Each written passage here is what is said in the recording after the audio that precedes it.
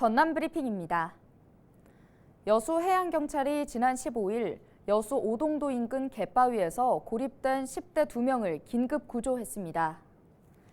여수해경은 15일 저녁 8시 30분쯤 10대 남성 2명이 길을 잃었다는 신고를 접수한 뒤 경비함정과 구조대를 급파해 구조했다고 밝혔습니다.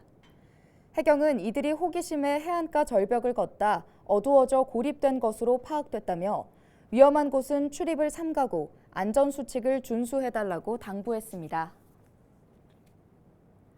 박형대 전남도의원과 전국 학교 비정규직 노동조합 전남지부가 함께 노동자가 안전한 학교 급식실을 위한 토론회를 열었습니다. 발제를 맡은 이윤근 노동환경건강연구소장은 급식실의 작업 환경 평가가 현실화될 수 있는 법적 장치가 마련돼야 한다며 특히 폐암에 걸린 노동자들의 피해 보상과 지원 대책이 시급하다고 주장했습니다. 좌장을 맡은 박형대 의원은 요즘 1,000원 밥상과 아침 간편식 같은 긍정적인 시도가 이뤄지고 있는 흐름에 맞춰 급식실 노동자를 지원할 수 있는 노력도 뒷받침돼야 한다고 강조했습니다. 광양시가 농산물을 수출하는 지역 농가에 지원을 확대합니다. 광양시는 올해 지역 농산물 수출 농가와 업체에 1억 5천만 원 규모의 수출 물류비와 포장재를 지원할 계획이라고 밝혔는데요. 수출 농가에는 품목별 표준 물류비의 7%, 수출 업체에는 3%를 각각 지원하며 농산물 수출 물류센터를 이용해 신선 농산물을 수출하는 농가에는 수출용 포장재 구입비의 50%를 지원한다고 설명했습니다. 한편 지난해 광양에서는 파프리카와 애호박, 밤 등 19억 원 규모의 농산물을 일본과 홍콩 등에 수출했습니다.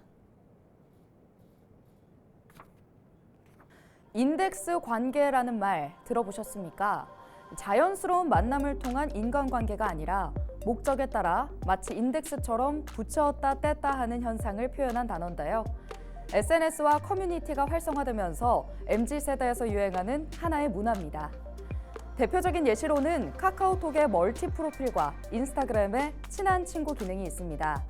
같은 온라인 친구라도 친한 대상과 관계만 유지하는 대상으로 나눠 구분하는 거죠. 그런데 이 MZ세대가 만든 새로운 관계, 마냥 좋은 것만은 아닌데요. 장단점이 있습니다. 분류된 친한 친구와 일상의 대부분을 공유하며 서로에게 동기부여를 받을 수 있습니다. 서로에게 긍정적인 영향을 끼치며 때로는 누군가를 이끌어줄 수도 있겠죠.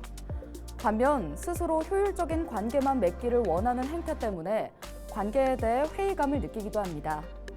인덱스 관계에 대해 자기중심성이 높은 현 세대의 특징이 단편적으로 드러난 부분이라는 분석이 있습니다. 코로나 학번이라고 하죠. 대학생이 되자마자 코로나가 와서 비대면으로 대학 생활을 해야 했던 학생들. 이들은 노력하지 않으면 친구를 만들 수 없는 환경에 있습니다. 이젠 관계 맺기에도 큰 노력을 들여야 한다는 사실이 조금은 씁쓸하기만 한데요.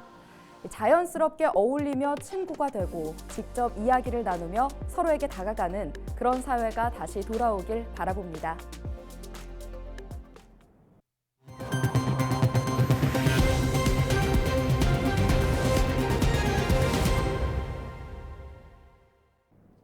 (6월 15일) 노인 학대 예방의 날을 맞이해 전남도가 노인 보호 전문기관과 함께 기념 행사를 열었습니다.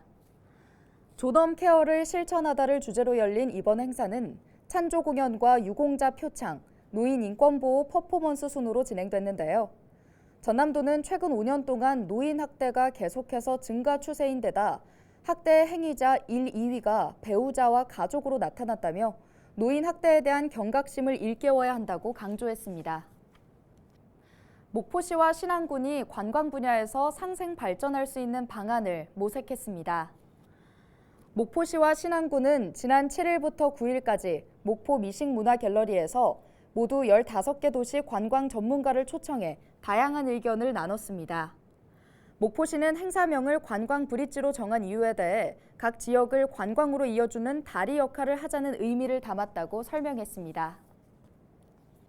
지금까지 전남 브리핑이었습니다.